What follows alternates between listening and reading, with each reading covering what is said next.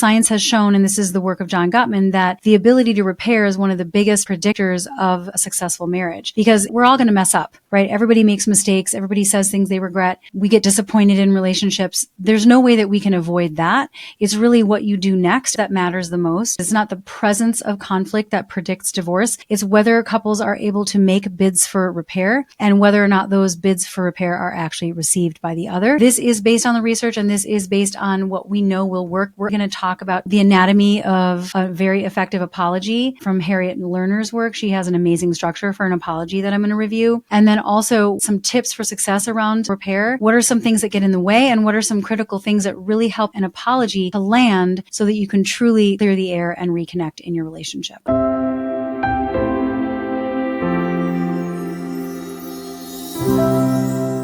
Harriet Lerner has a 4-part structure of a real apology that I think is so great because it's very simple. And if you follow each step and you don't skip anything, you can feel confident that you have done it right. And if they haven't received it, it's not because you haven't done it right. And that helps for clarity, because sometimes it takes our spouse a minute, right? Like we can give a perfect, sincere apology, but it still takes their nervous system time to get over it or to move on. And so I say that just to be aware that how you gauge your success in an apology is whether or not you do these steps, not so much on how the other person receives it initially. Now, if after a day they haven't really received it, then you might have to look at, why didn't this work? Maybe there's some deeper repair that has to happen behind the repair attempt that I made. That's the only reason why it wouldn't land, is if there's something more fundamental that has not yet been spoken to in the relationship. But the first thing is that in order for an apology to really be effective, you have to have a clear statement of what you're actually apologizing for. A lot of times couples make the mistake of saying, I'm sorry if I made you feel that way. I'm sorry if something I said offended you. You're not really owning it. You're saying, if I said something and I don't even know what it is, and I'm not articulating what it is, I'm sorry for that. That usually misses the mark. So you would have to say, I'm sorry for the specific behavior. You can't be vague. You can't sidestep. You can't minimize this part. It would be, I'm sorry that I raised my voice. I'm sorry that I spoke to you with such a harsh tone. I'm sorry that I labeled you or called you selfish. You have to get very granular and very specific about what are you actually apologizing for. If you don't know what that is, I would suggest figuring that out first before apologizing, because that's the first thing that they're going to hear. I'm sorry if, I'm sorry. Another way that we can sidestep that articulation of what we're actually owning is if we say something like, I'm sorry things went sideways. I'm sorry we argued. Now that might land. Sometimes that will work in a relationship where it's like, look, I'm sorry things got heated. I'm sorry for my part in that. That might land in your relationship. And if so, fantastic. But sometimes when there has been lack of ownership, or if there's been chronic invalidation, or just a chronic pattern of hurts that are recurring, then being really clear about what you're owning is going to be a very important first step. And I would recommend being as specific as possible. The second thing is that an apology is not going to land without an acknowledge of the impact that it had. Whatever you did that you're owning, you need to acknowledge the impact that it had on them based on who they are, how they perceive things. That is what being relational is. Knowing what meaning they're going to give it, knowing their trauma history, knowing why they would have an area of sensitivity that perhaps you weren't careful with. That's where we're really having to lead with an acknowledgement of impact. It's not about your intention. And I think most of the time we want to go in to say like, we're explaining ourselves and we're talking about ourselves. And that's not an apology. A good apology is not just like stating exactly what you're owning and acknowledging what you've done that you're apologizing for, but also recognizing the specific impact that it had on them that helps them feel seen and heard. So it would sound something like, I understand that my behavior, the words I said, the way that I said it hurt you. It made you feel disrespected. It hurt your feelings. It reminded you of your upbringing. It made you feel like you couldn't trust me. It made you feel unsafe, whatever it is. That shows empathy and emotional awareness, which is a really big part of repair. So much of it is like, I just want to know that my partner cares about how they made me feel. That sometimes is all it takes, right? And so being able to show that empathy and emotional awareness, not just regret, which the first part does, it accomplishes regret in the first step. But in this step, we want to be able to say, I know that when I shut you down like that, it made you feel dismissed. And that's really hurtful. And I'm sorry. And then the third thing is where most couples get it wrong is that when they're apologizing for something, they move into excuses. So this is the part where they bring in their intention. I didn't mean it. I'm sorry about that. That was not my intention. That's an incomplete apology. You're not speaking to them or how it landed for them. And it's sort of a deflection by generalizing and not getting specific enough, right? That's a mistake. But also going into like, this is why I did what I did. Like, for example, I'm so sorry, but I was just really tired. Or I'm sorry I said those things. I didn't mean those things. Or I'm sorry that I was harsh to you, but I just felt really triggered when you said X, Y, Z. It's sort of almost putting it back on them. Even if your intention is to fully own your reaction, you're kind of bringing in something else. You want to move out of defensiveness, no explaining your intention, no giving context. Ultimately, that's defensive, and that's not irrelevant. It's just not the time for it, right? You want to wait and explain that later. When you're in the midst of an apology, it's about clean ownership and resisting the urge to minimize or explain or contextualize. A real apology is going to keep the spotlight on your behavior, not your intentions, and it's not about your stress levels or whatever allowed you to behave in a way that hurt them. And then finally, an apology has to have a commitment to change, a commitment to doing better, an expressed intention to do something differently going forward. An apology without a commitment to change, it still can help to know that they're sorry, and it can still help to know that they recognize the impact that it had on you. But if you think it's going to still keep happening and it's not going to lead to an evolution, even with the awareness, it's not as thorough of an apology. It's better to also have a commitment to change. Like, here's what I'm going to do differently going forward to make sure that doesn't happen. So if I get really stressed out and then I snap at you, I will work better. I will work harder at having stronger self-care so that I don't let that happen. I take ownership over the things that allowed me to get to the point where I could cross a line and say some hurtful things that I didn't even mean. So it would sound like, here's what I'm going to do differently going forward. It's going to, whatever that is for you, it signals a willingness to grow, and it's not just lip service, and it's not just to get them to not be mad at you, but it's to really offer ownership and express an intention that holds you accountable. You're holding yourself accountable. I'm going to work on catching myself before I get that angry. I'm going to work on taking a time out and giving myself some breathing room. I'm going to do some core belief work. I'm going to find out how to stay emotionally regulated, whatever it is for you and what you need to work on. I'm going to get a therapist. I'm going to work on my anger management, and then following through, of course, what your expressed commitment is. That is an apology. So together, all four parts of this would sound like as an example, I'm so sorry for interrupting and talking over you in front of our friends. I realize that made you feel disrespected and invisible, and I imagine that hurt your feelings. I'm not going to justify it. I was wrong to do that, and I'm going to be more mindful in the future of how I show up when we're with others, and I'm going to do better. And you could even enlist their help in it. If I slip up or something, I welcome your input. If you want to say a specific code word to me or give me a signal or a sign, I will receive that. It's not their responsibility, but it is something that they might be happy to join you in, to say, okay, if I know that your intentions are pure to doing things better in the future, then we can be allies.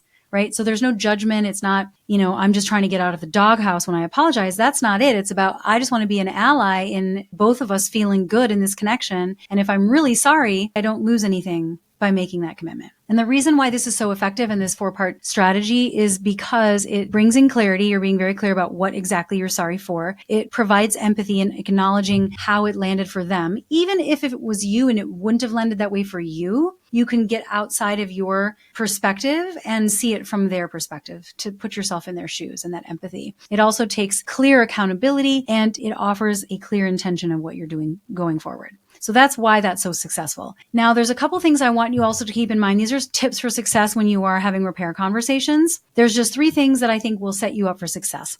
One is the timing and your emotional regulation have to be there, right? You have to be in a place where you are emotionally regulated when you offer an apology. And you have to make sure that your partner, when you deliver that apology, is in a place where they can receive that apology, that they're not too activated. Because then you could give a perfect apology, but it's wasted because they weren't even in a place where they could hear you. Their frontal lobe is not even online right now. They're in fight or flight and they can't hear it. There's science behind this, right? If your partner is emotionally flooded, they're physiologically unable to really hear an effective apology. So you want to make sure that you're both emotionally regulated and you pick the right time. You could lead with saying, I'd really like to repair from last night. Is this a good time? And if they say it's not a good time, then don't do it. Just say, when would be a good time? I would like to apologize. But you're honoring their readiness and not doing it where it's just like, I'm going to apologize right now. And if you're not ready for it, well, too bad you missed your chance. That's not really fair either, right? It has to be a consensual conversation and both people are ready to have it. So make sure that you're regulated. How do you calm your nervous system? I've talked about this before. Find what works for you. Most of it is going to be physiological. It's not going to happen through thinking your way out of it once you're in fight or flight. But once you have that calm nervous system, you can receive an apology and you can give an apology. The other thing you have to keep in mind when offering sincere repair is that attachment needs have to be addressed. So what makes it land is the secure attachment. And this comes from the work of Sue Johnson. She's the one that developed emotionally focused therapy. She didn't invent attachment theory. She brought it back again from John Bowlby, I think was his name. She brought back old attachment research in the context of couples work and recognizing how important it is for us to feel secure in our primary attachment, which means primally on a physiological level, we feel safe.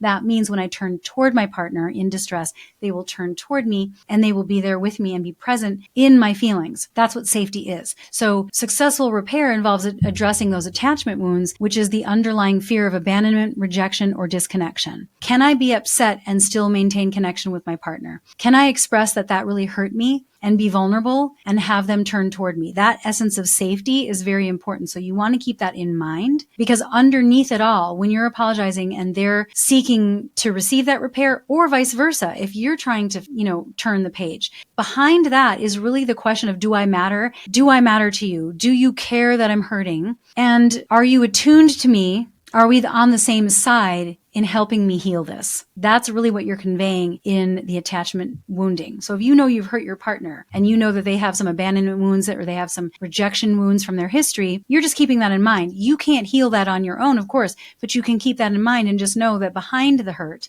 is a need for that reassurance. And that's something you can incorporate into your apology. And how you do that is to just be very empathetic and be very emotionally responsive. The more empathy you can give, the more that you understand that safety is key, and reassuring them and acknowledging impact and showing that you are willing to receive their hurt and actually hear their hurt is going to help them to feel safe enough to hear your apology and to be able to move on from it, right? To not have it constantly be informing how they perceive every single thing else that happens after that. That's what true repair is. It's no longer in front of me every time you do something. I'm not always looking at you through the lenses of the past. So that's why this is so important. And then finally, the last thing I want to say as a success tip for a good apology is that you don't have to be perfect. You just have to be willing to repair consistently. It's something that you can do in 5 minutes or less. If you get good at it, you can clear it as it's happening, or you can wait until the end of the day. Again, timing is key, but it's not about never having conflict. I know I said that before, but it's really important to keep this in mind because most people feel like they've failed when they've had the conflict. No, now is your opportunity to successfully repair. It's the disconnect and the hurt, and then the ability to come back and repair and feel closer than you did before. That's what builds trust. That's what builds safety. And that's what true repair is. And the more that you do that, the easier it is to do that. The more that you trust your partner, the more that you know, hey, it's no big deal if I stepped on their toes or they stepped on my toes for a second, because we have such a solid culture of repair in our relationship that I know that we'll fix it. It helps to withstand moments of disconnection. When you go into that fight or flight, if you do have sort of that panic of like, oh, we're disconnected and I want to repair, but I'm still mad, you just handle that so much better when you know and you've done it consistently.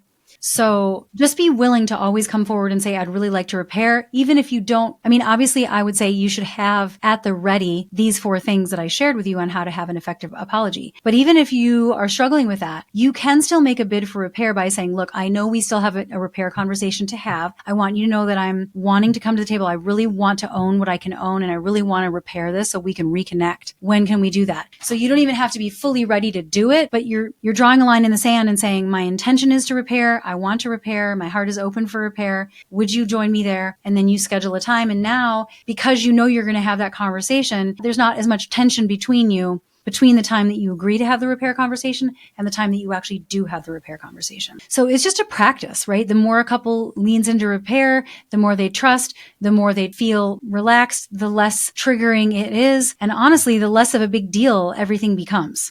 And this is where the better it gets, the better it gets. And I always tell my couples this, is that the more that you get good at this, the less there is even to repair. The better you get at repairing the hurts, the less you are even going to feel hurt by the things that you would have felt hurt by in the first place or in the past, because your perceptual filter of them changes, and because the way that you show up and how generous you feel and how loving you feel actually expands, because there's just so much more goodwill in the relationship when you can do this right. So it all comes down to repair is obviously huge and essential. It's not optional. You must learn how to do this. Don't just put it under the rug and assume that you're fine because they're not bringing it up anymore. Don't assume that just because they're not complaining that everything is repaired. If you feel like your spouse has complained to you a lot and you haven't really repaired, but they're no longer complaining, check with them. Don't just assume that silence means it's repaired.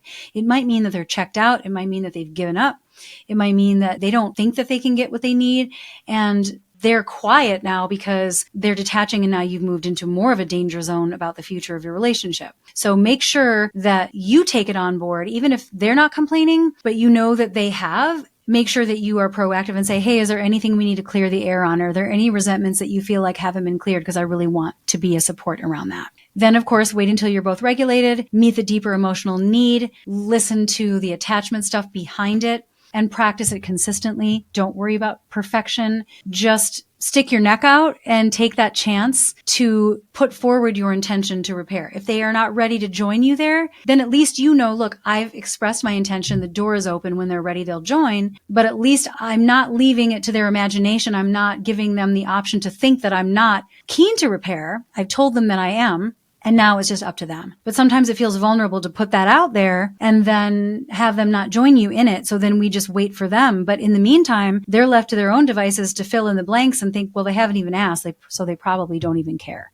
So don't make that mistake. That's it for today. If you like my content, please take a second and either like this video or subscribe to my channel, or both. That will help us reach the people that really need to hear this stuff.